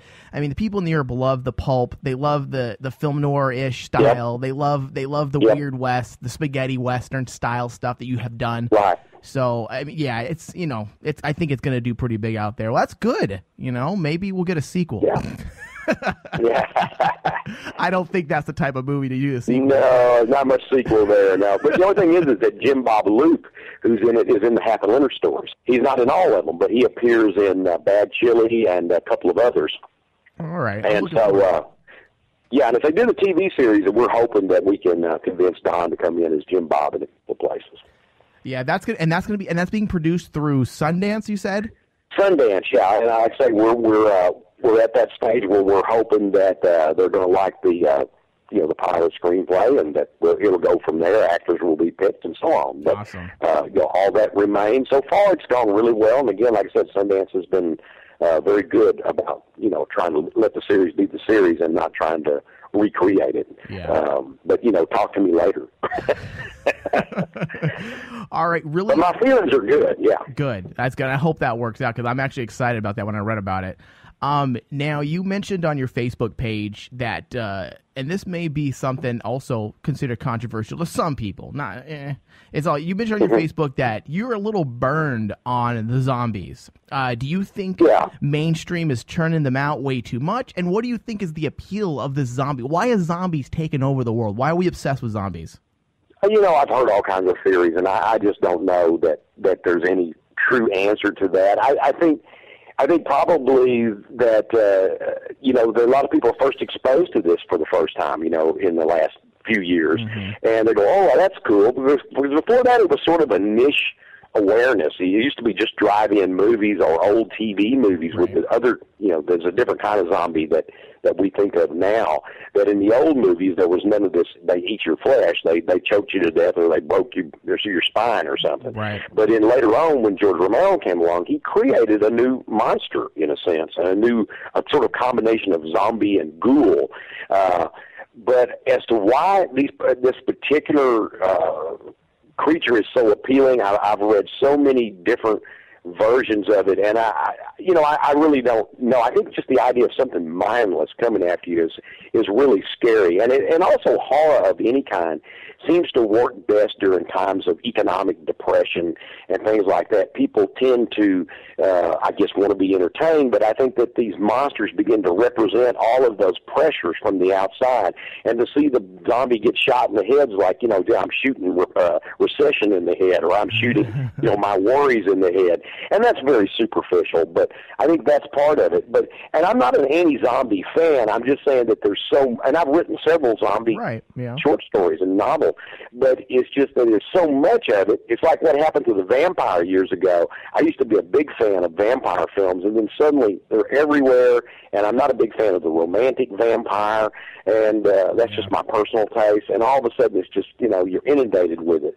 I still watch The Walking Dead, and if there's a good zombie movie out there, I'd go see it. Christmas with the Dead, the film I was talking about that my son adapted from my story. It's a zombie film, but it's not your standard one. It's a pretty offbeat kind of zombie film. Yeah. But I'm still open to it, and I still think that there's something new you can do with it. But right now, I'd like to see it given a rest. Yeah, I agree, because I was a big zombie fan before. I'm kind of I guess I'm a little bit of an emo when it comes to popularity on things. Like if it's popular, I don't like it as much as I used to. I don't really think about it. It's just one day I just feel like I'm inundated with it, and because I've always liked the zombie stuff. I liked it, before it was wildly popular, and then I've liked it when it was popular. But in the last 2 or 3 years, I've just said, it's good to have the good stuff, but maybe enough is enough. Right. And how many of these books can they do? But on the other hand, they're selling because people want to read them, or the films are selling because people want to see them. Yeah, that's true. Now, you were from I like to call your family a super family, because I mean, just reading about you guys, your wife's a writer, correct? Yeah, from time to time. She's mainly manages our business and everything, but she certainly has, sold stories and things, and she co-produced that Christmas with the Dead film. She created the Horror Writers of America many, many years ago. See, okay, so your wife's is a superwoman, and then you have your daughter, Casey, who is, she's an actor and singer, correct? A successful singer. Actor, singer, songwriter. She's a songwriter. She's also been selling fiction. She's done some modeling. She's right now, she's on a radio tour. She's in Britain. She's like number 14 on the country charts, and she's been hitting like Santa Fe. She was up in 14, and she's been hitting a lot of these different charts on the radio. So her career seems to be climbing there, and she does tours and things. Yeah, she's pretty amazing. Our son too, he writes comics, and like I said, he wrote the screenplay, and it's a lot of fun to have all of us interested in a lot of the same things. Yeah, I mean, so writing and creativity had to have been a big part of their childhood, obviously, because of you and your wife. Now, is that something they've been interested in their whole life, or was it just something they kind of developed later and they kind of shunned it for a while because it was so much in the house growing up? I think there was some of that. Casey always wanted to be a singer. She always said that's her first love is singing, and then that obviously led to songwriting, and then the fact that she's grown up with writing, she's absorbed so much about it, and she knows all of these writers and artists and directors, and of course they're just people to her because she grew up with them, sort of. Yeah. And then all of a sudden she realized one day, oh, this is pretty cool. And so she's also started writing some stories. I think she just finished her first novel not long ago that she's going to start trying to revise and market. So I think she sort of fell into it. Keith was always interested in it, but I think he said, well, that's what Dad does, so I'm going to do something different. But then lately he's come back, and in fact he and I are writing a comic right now, and we've worked on some things together. He's done some things independently of me. He did the screenplay that I was telling you about, which was an excellent job. So we've had a lot of that going on. Yeah, that's great, man. That's like a dream come true, I'm sure, for you guys to have such a strong family, and then you guys are all united in the same type of interest. That's awesome. You don't see that a lot. And and even if the interests are different, the family's strong, and that's the important part, And because I never encouraged them to be a writer, and I never discouraged them to be a writer or to be. I just always want them to be what they want to do. My son, he worked for a newspaper. He's really nonfiction is what he really likes. He writes a lot of articles and sells articles and things.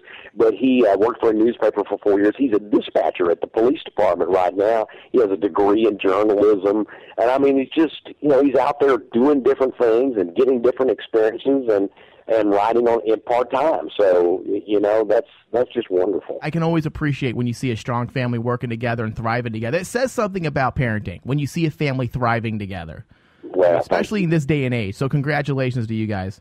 Thank you. I appreciate that.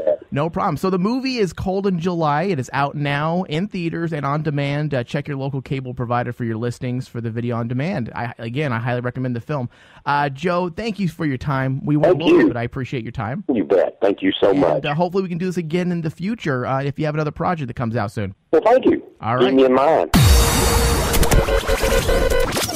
Don't go nowhere. The Rain Man will be right back. Awful. But yeah, I agree with you. I mean, it is kind of weird because, I mean, it goes against everything as old school Star Wars fans would know is like, why is Darth Vader actually, why does he have the Inquisitor? Because technically he shouldn't.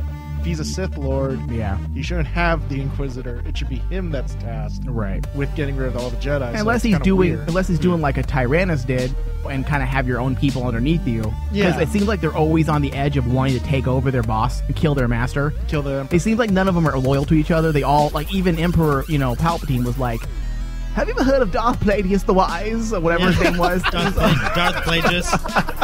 Darth Plagueis. Oh my God. Well, head over to FromTheBackTheTank.com for more details. And get ready for an excitingly good time. Also, if you've missed our last show, you can also find us on your Stitcher app.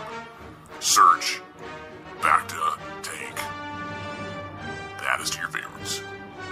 Thank you, and we will see you very soon. Hey, ass butt.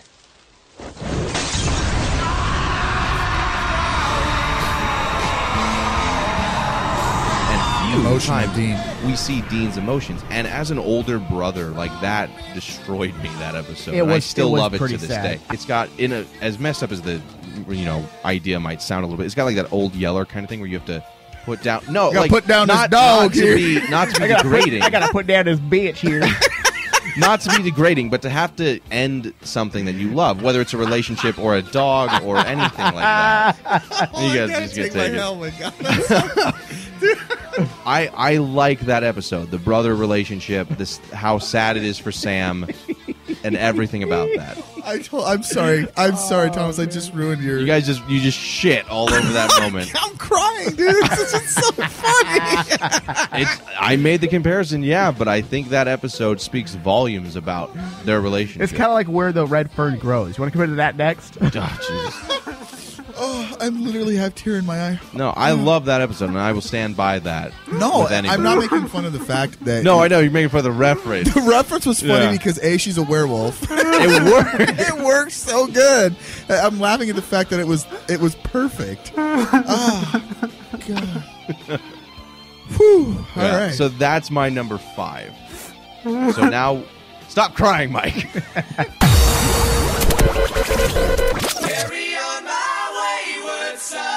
Don't miss the all-new Supernatural fan show, The Crossroads. Available on Stitcher and iTunes. Search The Crossroads.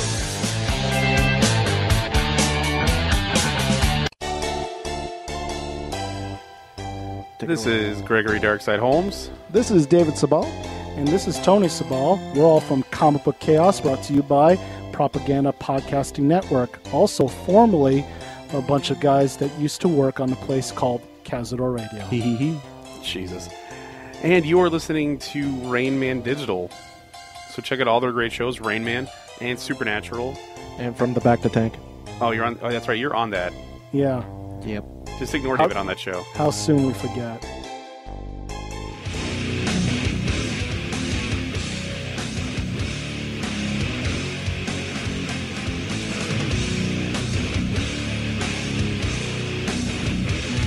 All right, we're back. Rain Man Digital. Rain Man Show. You can find all of our shows on Stitcher Smart Radio. Stitcher Smart Radio. Search Rain Man. Also, the world of Rain Man never stops. You can find the 24-hour channel on rainmanwashere.com/RainmanChannel001. And listen to all of our past shows, as well as the current replay, and also the archive shows of my earlier years. The Wonder Years, as I call them. So stupid. Joe is a legend. I really enjoyed the interview with Joe. I mean, I had no idea how extensive his work actually was until the interview when I started preparing. Like, I followed him for a while with books. I've always known what he wrote. But I didn't realize how involved he was with film and television as well. I mean, Bubba Ho-Tep, huge. It sucks, though, that he's not going to have any involvement, really, at this point with the prequel. He's having issues, but we'll see. He said originally he didn't feel like there needed to be one, but I guess there was a little bit of creative differences. And then the Bill Paxton movie, yeah, I'm looking forward to his career. It's funny how you have a guy who's been in the business for, 30, 40 years, and then all of a sudden he just boosts. His career takes a huge leap out of nowhere. I mean, he's been doing the animations and stuff for quite some time, but now he's getting into steady film work, it looks like. So I'm looking forward to staying in communication with him. It's pretty exciting stuff. Yeah. Next week, we may end up doing 2 shows just because the fact that I have too many interviews. I have Matthew Parkhill, creator of the Rogue television show, coming in to do an interview with Tandy. I believe her name is Tandy Newton. I really like that show. It's actually an original television show off of DirecTV, their first, and it's actually very well made, and it's doing very well. Then also have Sarah Ross, the former American Idol contestant. She's actually really interesting. People are trying to asking me on Twitter who she is, who she was. There's a lot of American Idol fans out there. I've never been a huge fan of American Idol, but let's not pretend that it doesn't have millions and millions and millions and millions of fans, and it's been on for 14 years at this point. Yeah, something like that. So, and it's funny because Sarah Ross is 19 years old, and basically American Idol's all she knows. Like, as long as she's been alive. American Idol's been a thing. Oh, that's scary. Yeah. Well, I guess it's kind of like Star Search for our... Remember Star Search was on, and it was such a big part of our childhood, right? And it died out. But American Idol, to me, it just seemed like it was yesterday that it wasn't even on. And now it's still a behemoth. I have a song here from, we're going to actually be featuring her music all next week too, but I have something from, let me see if I can find it, from Sarah Ross to kind of give you a style of what she does. She was on, I don't want to ruin this, but on the interview I'm going to ask her a few questions, but she was on American Idol and they talked about Nicki Minaj told her that why does she have to choose her genres? Because I guess one day she sang country, and the next day she rapped. Yeah. And Nicki Minaj is all like, why do you feel like you need to separate them? Have you thought about actually just putting them together? You know, in this day and age, that's what people do. It's all about mixing the genres, and it's more acceptable nowadays. So she took her advice, and that's how she's taken her career now since leaving American Idol. She decided that's what she's going to do, and she released her, right after she received that advice, she went, hit like I guess somebody helped her produce this, but it's just a single that's on our YouTube page. It's actually really good. Let me see if I can find it. And it's her doing a cover of Linda Ronstadt's You're No Good. And she does Linda Ronstadt. You can see how talented she is. She can sing exceptionally well. And she raps actually really well, too. Here it is right here.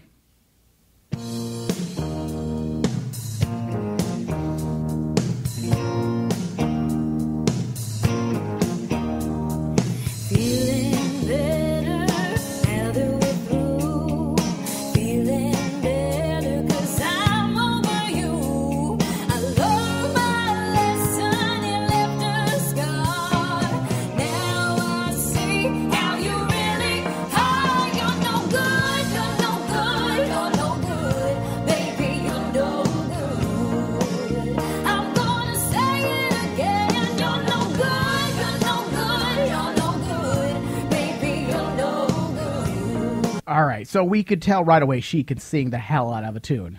Okay, she has a pretty damn good voice. I always admire when young girls could sing and get past the insecurities of adolescence, because she's been singing since I believe she was 14. Now here comes the rap part.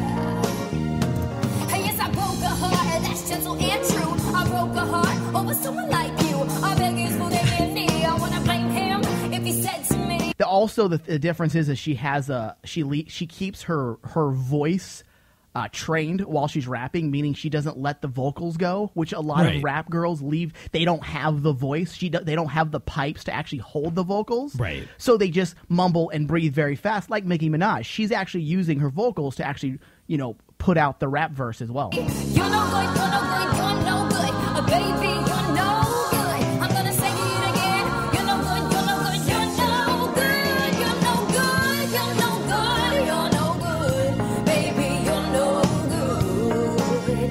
I'm gonna say it again. You're no good, you're no good, you're no good, baby, you're no good. So we'll be featuring her music all next week on the Rain Man channel 001. RainManWasHere.com/RainMan channel 001. Also, she'll be on our show being interviewed by me, yours truly. So she has that old that particular verse, because I've heard other songs by her and they're a lot different from song to song. But that particular verse that she did for the Linda Ronstadt is kind of like that old school bubblegum hip hop from the early 90s. Yeah. Let's see here. Oh, man. What do we have? I'm so lost and thrown off by the show today. The Queen visits the set of Game of Thrones. That was interesting to me. Really? You didn't believe me when I told you this. Well, I just think it's funny. Do you think she actually watched Game of Thrones? Supposedly she's a huge Game of Thrones fan. Yeah, let's see. I have some audio from the set. No, I really do. You guys. Well, I thought the Queen was coming back. No, I was waiting for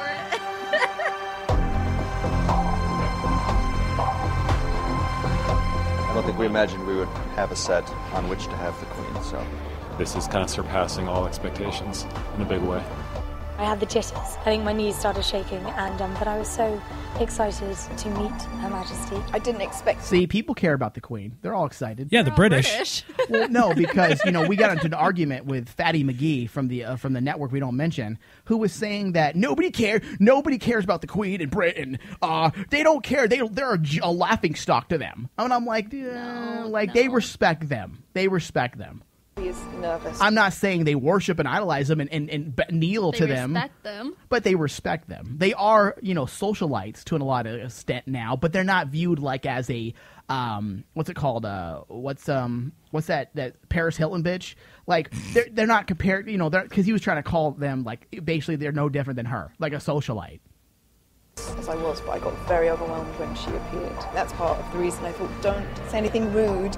I managed not to, which was good. That's Cersei. She's so steamy. It was Have sex with your brother some more. really exciting having the Queen on set. This room is built for... Oh, I love Game of Thrones! She's come and sort of give the royal seal of approval to Thrones. I mean, I don't know where we go. And she walks, she gets on set. She's like going up to the Iron Throne, and you know she feels the power. She wants to sit on it. She did not sit on the throne. No, she didn't. No. Yeah, really. She's asking me about how long I've been on the show. But she's wearing a ridiculous hat like she always wears, like the peculiar purple pie man from Porky Pine Peak. She's commented on how uncomfortable the throne looked. And I know everyone with their cameras up were like wanting her to sit down. Guys, put your cameras down. She's not going to do it. And she didn't. I was right. I wanted her to sit down so bad, dude. Like she was actually looking. If you watch the video, which I'll post on our Facebook page later today, she actually is looking very curious at the chair. Like you should tell, she's like, "Oh, I just want to sit down and start ruining everybody." Well, she walks up to it really, really slow, and her head is kind of tilted. Like, Yeah. What is this thing? Dude, this is a bunch of rubbish to me, it is. I mean, Joffrey's a little piece of shit. He's nothing compared to Philip. Philip will cut people's heads off till at their cocks. Where do you think they get the stories from? It's taken from history, it is.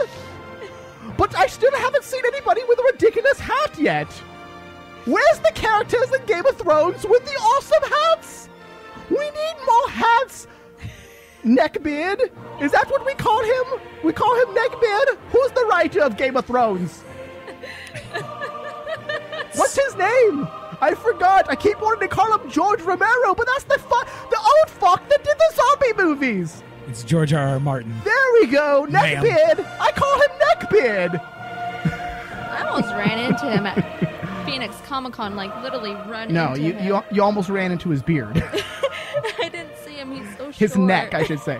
Is he really that short? Yeah, oh, but no. I was looking Wait. over That him. wasn't really him, Maggie. No, yes, that was. No, that was a cosplayer. No, it wasn't. He had the people Was he, surrounding Brian, him. was he at the Yes. Oh, that was really him? Yeah, that was really him, dude. I would have went up to him. What's wrong with you? I thought it was a cosplayer dressed up as him. No, it was really, that was really him. Oh. You never believe me. Oh, Michael's just a dumb fuck. He would have had his skull crushed. Like the Spaniard he is. Oh, man. So supposedly she's a fan of Game of Thrones, really? Yeah. That's why she wanted to go visit the set. Why else would she visit the set? I don't know, because she's doing lip service and, shaking hands and kissing babies. I don't know. Like, She doesn't do that people- anymore. Yeah, of course she does. She's got to justify taking, diverting funds for No, she her has- thousands of mansions, Her grandsons castles. do that, and her son does that. Oh, I do it too. Don't you be fooled, Miss Maggie over there in the corner. I lost the high pitchness. There we go. I'm extremely tired and went hoarse for a moment. Oh, Jesus. The power of the internet, Brian, always amazes me. Okay. Well, it shows that slowly by slowly we're just not going to need. I don't think we're going to. Pretty soon, no one's going to be a slave to network television. I don't think anybody is now. In the grand scheme of things, if you have a little bit of clout, if you have a little bit of a writing cred, you can take your series if it gets canceled and it's decent. And there's no justifiable reason why, because, Fox is known for just canceling shit for no reason. Firefly, we love you. And not just Firefly, just shows like, oh, the show's very successful, canceled. John Doe. Yeah, because they don't get Fastlane. the ratings. That was terrible. Fastlane, come on. And, But it left on such an awesome cliffhanger. I want to know what happened to Kelly Kapowski. It's only been 12 years, Michael. I must know. So, I mean, Fox and a lot of these networks, if they don't compete with their latest talent show that gets 20 million, viewers, they just want to cancel it. Oh, it only gets 7 million? Oh, let's cancel this. Pretty soon they're going to have to be a little more picky with it. They cancel it unless they want to keep losing their shows that they've put production dollars into making are going to go other places. Because now you have Community that rode on the backs of the other network, all the marketing, and built a fan base on this other network, and now they canceled it, and now Yahoo's all like, hey, we'll pick it up for the 6th season. And a movie. And a movie. When I read this, they were just thinking about it. Is it confirmed now that they're going to be doing that? Pretty much. I mean, it's all lip service, but yeah. I mean, if the 6th season does well, which you know it will, it's like Arrested Development. It'll do well. I mean, it's an awesome day that we live in when it doesn't matter if a show gets canceled. There's always a chance that if you have a fan base like Community did, or The Killing, dude, that's going to, you're getting they gave the show 3 seasons. They gave that show, and then they're like, okay, we cancel it. It's one of the better shows on AMC. Yes, it doesn't have the giant fan base like The Walking Dead or Breaking Bad. But the thing is with Breaking Bad had a minimal fan base for the first until the 2 final, seasons. Dude. The first 4 seasons. I guess it was. Yeah, it was the first. Until 4. the second half of the season finale, or the season ended, then it blew up. And it's amazing that these networks don't learn their lesson. And The Killing, they're like, we're going to end it. And then Netflix like, we got it. Mm-hmm. Why not, dude? I mean, you've already got a built-in fan base. You're going to get more people watching it than you would if it was a new show. Yeah, dude. It has a built-in fan base. You can't beat that. You can't. No, there's nothing better than a built-in fan base. Yeah. Cazador Productions. And and Arrested Development, dude, is one of them too. Absolutely. Arrested Development happened because it's like the Veronica Mars movie. While it wasn't great, it was still there for the fans. But it got made. It got made because of the fans. Yeah. And I think that's the same thing with, looking at Yahoo and what they're doing, and Netflix especially, bringing stuff back and shitting out the entire season in a day is great. Yeah. Because, that's how people watch TV anymore. You don't watch one episode and wait a week. No. You binge watch the shit out of it. Although I do like waiting sometimes. Why? Because Mike, when do you ever like to wait? I like for to pace anything? myself a little bit. He doesn't want it to be over. Will you light some candles first? Draw a bath? I make love. I like foreplay on my television shows. Yeah. He plays with it for a while. Is that the only time you foreplay, Mike? Pretty much. I sometimes it depends, because dude, then there's like a sudden depression that hits me when I finish a series. Like I just watched Orange is the New Black. Yeah. And I watched it in 2 weeks, and all of a sudden I'm like, okay, what's next now? And it's like 2 weeks, it's over. So sometimes I like the drawn out where I can just kind of relax. Like if they released 24 with 12 straight episodes back, the new season of 12 episodes, and they just released it, I would have watched it in 3 days, and then I would have been depressed that it was over. What the hell took you 3 days, man? I'm just saying it would have taken me that long, and then what am I going to do? Then I'm going to be depressed that I don't know when the next season's coming out. No, dude, you move on to the next fucking show that you can binge watch, man. You got to drag it out. You need to start watching anime, Mike. Anime for no reason. Anime. Just because there's a ton of it. Let's move into some news. As Aisha's not here, I will be doing some of the news topics. Luckily, I anticipated that she wasn't going to show up. Well, can I start news actually? Sure. What do you want? Yeah, I want to do the Ask Thicke hashtag from VH1. The what? Oh. They did a Twitter. Oh yeah. Ash. Explain this to me. Okay, so essentially today or Monday afternoon, VH1 tweeted a message to fans of the Blurred Line singer, Robin Thicke. It was hashtag Ask Thicke at VH1. So have a burning question for at Robin Thicke. Submit your questions for tomorrow's Twitter Q&A using the hashtag Ask Thicke. Now, some of the tweets that came through that are fucking gold. They're absolutely gold. Like, well, hold on, let me get you some music to go with it. Oh yeah, sure. Are you gonna read them? Can we get some blurred lines? Yeah. I'm gonna read these because these are amazing. Go ahead. Okay. So, at Lynx Hund says, hashtag Ask Thicke, are you an actual predator or just a profoundly boring man desperately trying and failing to make erotically charged music? Oh. Okay, go ahead. Next one. Okay. At Rachel McKibben says, on a scale of R. Kelly to Phil Spector, how do you intend to get her back? Hashtag Ask Thicke. Sorry. And that's a jab at the fact that he's trying to that he's so desperate at every concert right now, begging for his wife to take him back. Right, exactly. And now, of course, hashtag Ask Thicke. When you're not busy objectifying women, making light of rape, and justifying sexual violence, how do you like to relax? Hashtag Ask Thicke. It might seem like some of the questions on this hashtag are cruel and abusive, but Robin, I know you want it.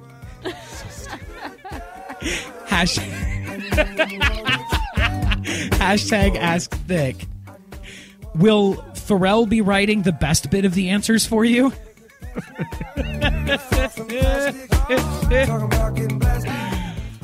Oh, okay.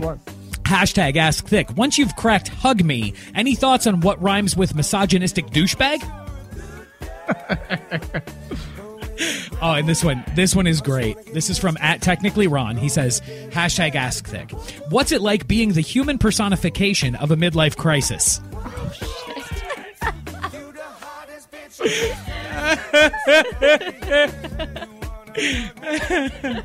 Keep going. Okay. @Hannigan's Pateri. How often should I delete my internet search history? Oh. You strike me as a good person to ask. #AskThicke. @StayLuckyClothing. So this is an actual clothing company that asks him for. #AskThicke. If you sang in a forest and nobody was there to hear it, would you still sound like a creepy, rapey, pound shop Justin Timberlake? Oh.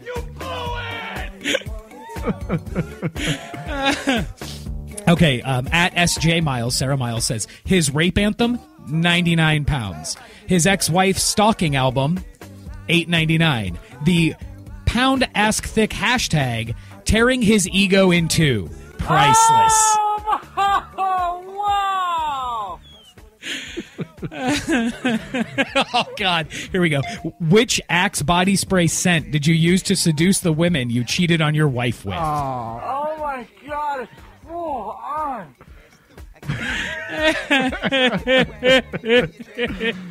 Next one. Oh, God. What form of sexual or emotional abuse will you be normalizing in your next jaunty hit? #AskThicke. Why did they think this was going to be a good idea? Oh, no. And I think, honestly, guys, the best of them all from @Scriblet. And when did you decide that the creepy PE teacher look was the style for you? #AskThicke.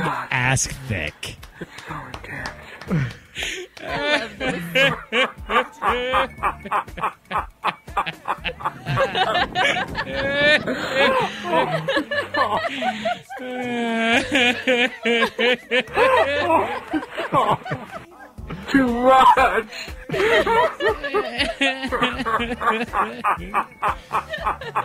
Oh, wow! Oh, good.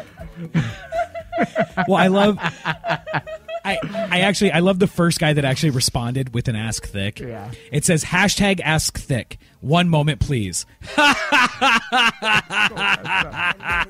Breathe. No, seriously, this is a great idea. I can't believe that they thought this was a good idea. Yeah, that's terrible. Yeah. Never ask the internet anything. God, why would you do that? Especially with the amount of hate that's on the guy. Right. But listen, because I like to be fair to people.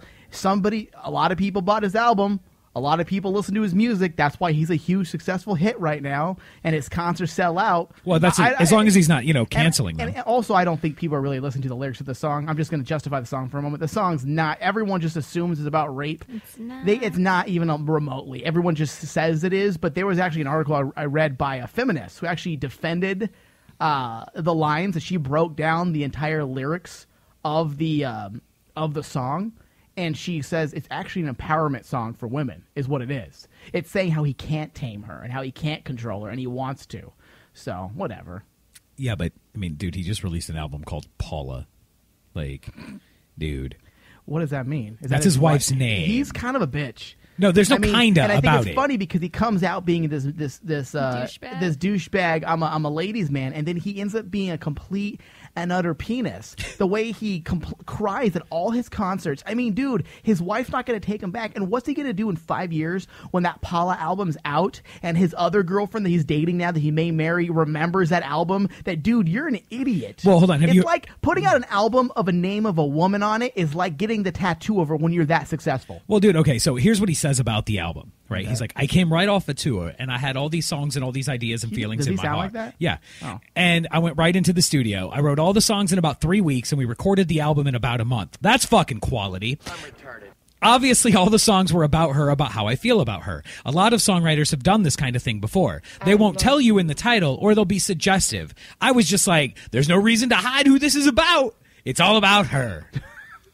Good God, man. Wow. When was the last time you saw your penis? Oh. Jesus. Yeah. Good That's God. terrible. Horrible. It came out July 1st, guys. What his album? Yeah. Do you guys want to know what it's? Oh my God! Can I please read the song titles? Yeah, go for it. Okay. What, for his new album? Yeah, these are the song titles for the new. Paula. Okay. Yeah. Well, of course, and it's called Paula, Pauline, Polly, Paula, I love you. Paula, take me back. No, Paula, guys. let's get Have my married. penis forever. Guys, no, here it is. It's You're My Fantasy, Get Her Back, Still Madly Crazy, Lock the Door, Whatever I Want, Living in New York City, Love Can Grow Back, Black Tar Cloud. That sounds like a heroin song, but whatever. Too Little, Too Late, Tippy Toes, Something Bad, The Opposite of Me, Time of Your Life, and Forever Love. But wait, hold on. There are bonus tracks on the. They're just acoustics. They're just acoustic versions. Never mind. It's not as much fun as I thought it was going to be. Now I'm sad. I was hoping we get the song I'm Such an Idiot. I'm sorry. I blew it. I'll never use my penis without you again. I'll wear a chastity belt. Right? I'll be your cuck for life. I don't know. His next album will be Cuckold Husband. Okay, I actually got audio from his concert, his last concert. Here it is. You know how hard this is for me? Why are you just gonna leave me like that? What I do to you? It never gets old. I fucking love you. Is this really him? No. Because that would be awesome. I know people tell me that I deserve better, but I don't want nobody else. I want you. You're all I want, babe.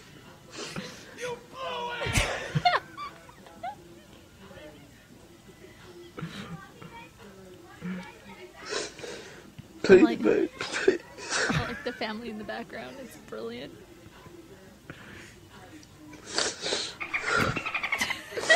Fucking love you. Fucking love you, babe. Fucking love you. See? The teddy bear.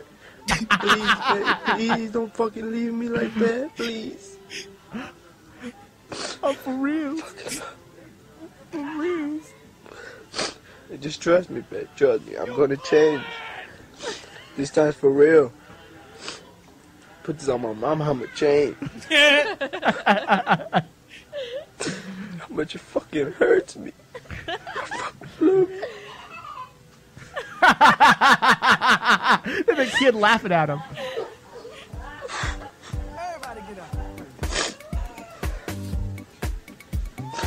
Please, babe, come back, please. Wait, this was married to Paula Patton? Say what? I love you, babe. You're the only girl I love. You're the only girl I truly love. You're the only girl I cried for. I just remixed this. I love you. I don't deserve this. But please come back, babe, please. Look, we all cry when loved ones leave us. We've all been through breakups. And we all, I think I'm man enough to admit we've all had dropped some tears. But, dude, Robin, you got to let it go, man. I mean, if she didn't like the fact that you dedicated an entire concert to her and you cried on stage, guess what, dude? She's probably, if that didn't touch her heart, she's probably laughing at you at this point, because any woman with a heart that actually loved you probably would have taken you back out of that. Well, she doesn't love you anymore. She doesn't like you anymore. She doesn't want you to learn a lesson. And if she is trying to teach you a lesson and make you look like a jackass, she's probably not worth it either at this point. So just let it go, dude. No, the fact that she didn't go back for the money, that's saying a lot. Well, she doesn't need the money. She's famous in her own right. Is she? Who is she? She's ridiculously hot. So she's famous off of that? No, she's an actress. She's an actress. And she's stupid hot. She was in Ghost Protocol. Ghost Protocol? Yeah. Really? Yeah. Which one? What's the name of her? Find the name of her, and I want to find it. Paula Patton. Paula Patton. Paula Patton. I guess they started dating when they were teenagers, which is crazy. But she was in Idlewild, Deja Vu, Mirrors, Swing Vote, Precious, Just Right, Jumping the Broom, Mission Impossible, Ghost Protocol, Baggage Claim, and Two Guns. She's done a ton of movies, Okay, dude. I can't. Paula what? Paula Patton. She was probably, she was in that movie with Mark Wahlberg. Oh, she's boning Mark Wahlberg. And he's probably, that's why he's crying, dude. No, dude, he's crying because he was boning somebody else, and she was like, what the fuck is wrong with you? Look at me. She's not that hot, dude. Oh, dude. She's that girl we don't like, Maggie. Why don't you like her? Yeah. She's the one with the obnoxious face. Yeah. Remember in Ghost Protocol? I just looked her up. She's stupid hot. She makes makes weird faces. Oh, come on, you freaking Robin Thicke, get over it. I don't know, dude. She must have some bomb vagina for her to be crying, because she's not that. I don't think she's that hot, and she's not that good of an actress either. Well, she's not that good of an actress. I'll give you that. Yeah. But dude, she's hot. She's not ugly. She's hot. I'm not saying she's ugly. She's hot, dude. Robin Thicke is a good-looking guy too. I mean, I think comparatively, dude, he looks like a rapist. No, he doesn't. He looks like a rapist. No. I don't think he's as good-looking as people like girls say he is because of him being famous. But I think Hollywood. I think if this woman Paula Patton wasn't famous, they would probably be on the same level, man and girl style versions. I think that's fair. But they started dating before either one of them was famous, so it makes sense. They've been dating since like high school. Oh damn! Oh well, no wonder he's crying. But still, he needs to let it go. They've been married since like 2005. He needs to get with some of those chicks from the Blurred Lines video and be happy. The Miley Cyrus lookalikes? Just get with them and then you'll be all right, dude. Quit crying, okay? Quit crying. Stop it. What's wrong with you? Yeah, quit crying. Stop it. So anyways, enough of Robin Thicke. I'm tired of him. But let's see. We have a what do we have here? The man with the 100-pound scrotum. Hold on. A Bucks County woman injured when a laptop computer explodes in the middle of using it. So we have a lot of news coming in with explosions. Last week we had the car, and this week we have a Bucks County woman injured when a laptop computer explodes. And I'm trying to talk very long because the video's not coming up. Okay. We often hear about the ease and convenience of laptops, but tonight we hear about the danger. Elizabeth Hurd talked with a Bucks County woman who was burned when her laptop exploded. Fire officials say it is not yet clear what went wrong, but preliminarily it looks as if the battery pack inside the laptop, much like this one, it blew up like a bomb. Here's the computer. From just a quick glance, it's difficult to tell how this laptop caused this much damage. These were all on fire. Next thing I knew, my shirt was on fire. I grabbed that and took that off, and I think that's when I singed my hair. And even with her singed hair, Michael Jackson burned maneuver. face, arm, and foot, Loretta Luff of Langhorne Manor considers herself lucky. So this is essentially where if I turn this around, it would go somehow in here. She says she is grateful she and her disabled husband escaped worse injuries when she says her laptop exploded Sunday afternoon.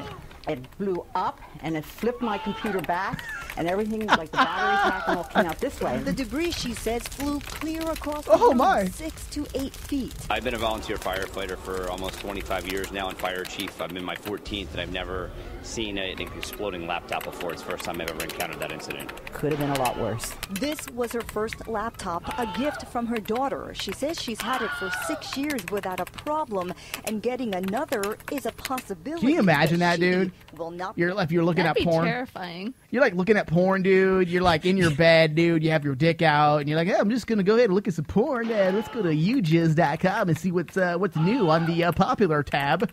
Click on that. Whoa, look it, and then your laptop explodes.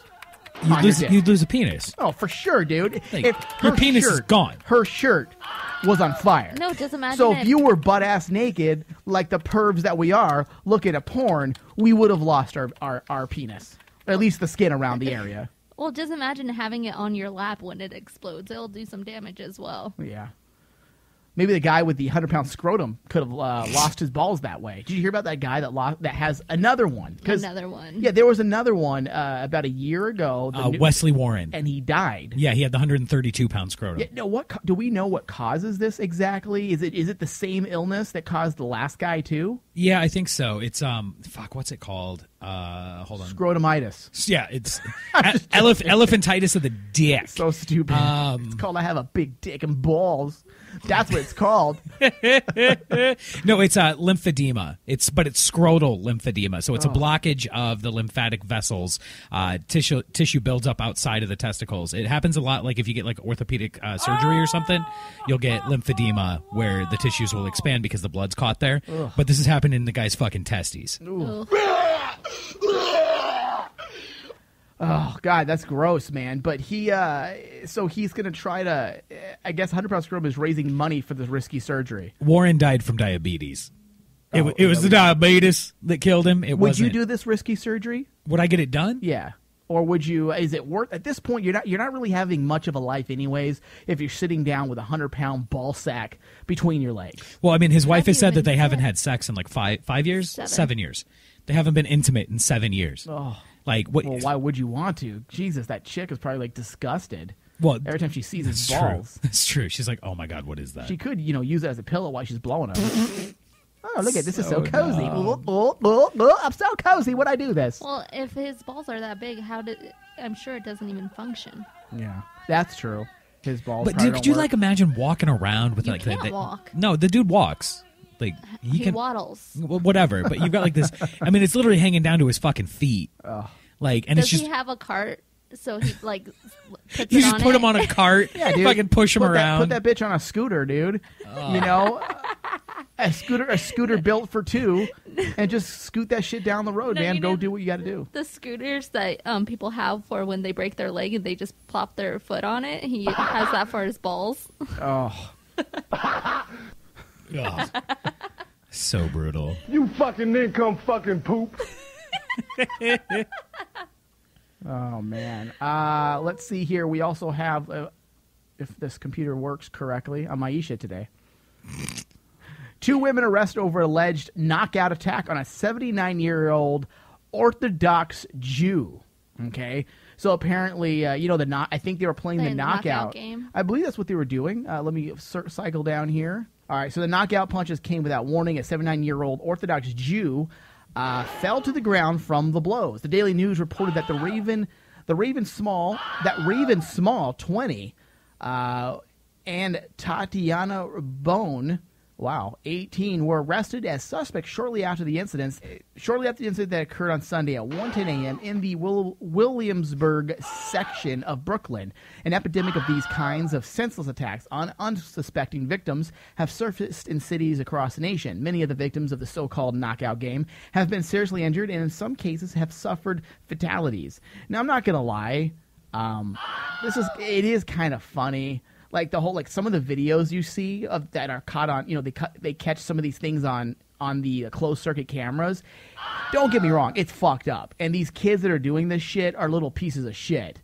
People have died. From it. However, it does appeal to my bully side, where I laugh pretty hard when I see someone walking, da da da da da da da. Birds are chirping, the sun is shining, and they're all minding their own business. All of a sudden, they go flying across the camera. It is kind of funny. Oh, it's hilarious. But it is fucked up, and those kids deserve to go to jail for that.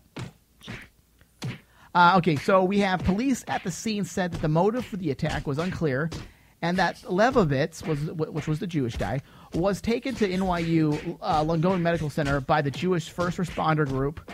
According to the Jewish Political News website, he is a well-known member of the local Jewish community and was walking on Taylor Street. How many times can you say Jew? Struck by the 2 women. It's the article, dude. It's like they're trying to drive home the point. Jewish, man. He was Jewish, by the way, if you didn't catch on. He's a Jew? Yeah. No, not a Jew, just Jewish. Oh, that's Yeah. not PC, sorry. Yeah, he was Jewish. I forgot. So dumb. Seriously, dude. Have you seen some of these things on tape? What, the knockout stuff? Yeah. Yeah, I've watched them on YouTube. And do you chuckle a little bit? Do you know the ones that I actually laugh at the most are when they run up on a dude and they try to knock him out and they don't, and then the guy just beats the fuck out of him. Those are the ones I think that are hilarious, dude. When they try to knock a dude out, they mess it up, the dude just rages. Have you seen the one where the 2 guys walk up to this couple and try to knock out the girlfriend, but they just hit her really hard and the guy kicks both of their asses? Yeah, those are the ones I watch, the failed knockouts, because I think it's hilarious. I'm like, yeah, that's what you get, you dumb as shit. Wait, what happens? Like they fuck it up and then they get the shit kicked out of them themselves. I think that's hilarious. That is funny. Those are the ones that I watch. I don't watch the ones where it's like, hey, look, I sucker punched this guy in the mouth. Yeah, okay.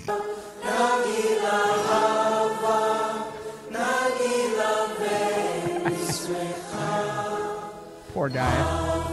Probably listening to this on his playlist on his iPod as he's walking. Isn't that what Jewish people do? No, dude, he's doing this while counting his diamonds. With his iPod Shuffle. No, dude, he doesn't use Apple products. Oh, it's true. Oh,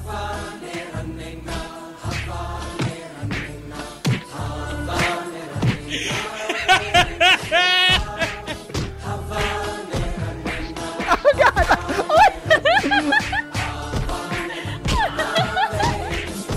Why you gotta beat up my George?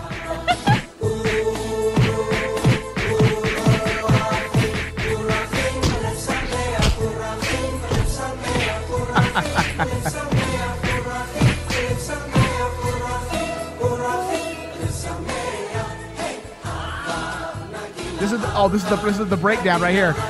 This is the part when everyone gets crazy.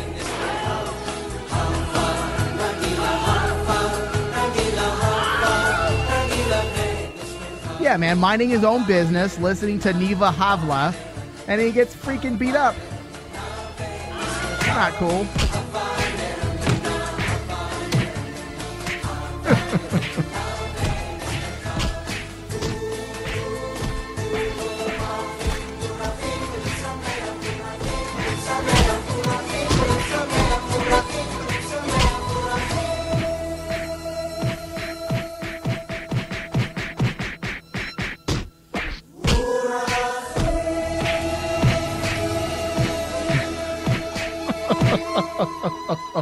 It gets unfunny and it gets funny again.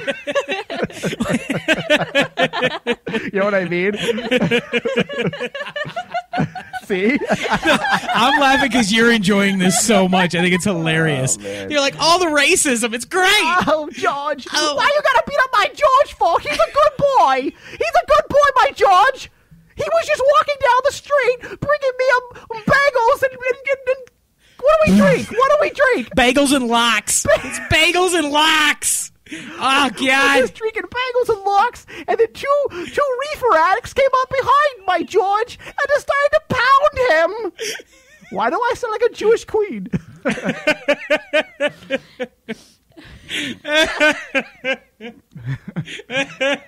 All right, on that note, we do got to go that is it for today. It was just kind of a fun, silly show, but I hope you enjoyed the Joe Lansdale show. We'll be back next week with interviews from Matthew Parkhill from Rogue television show and Sarah Ross, former American Idol contestant and upcoming superstar. Let's get the fuck out of this motherfucking hellhole!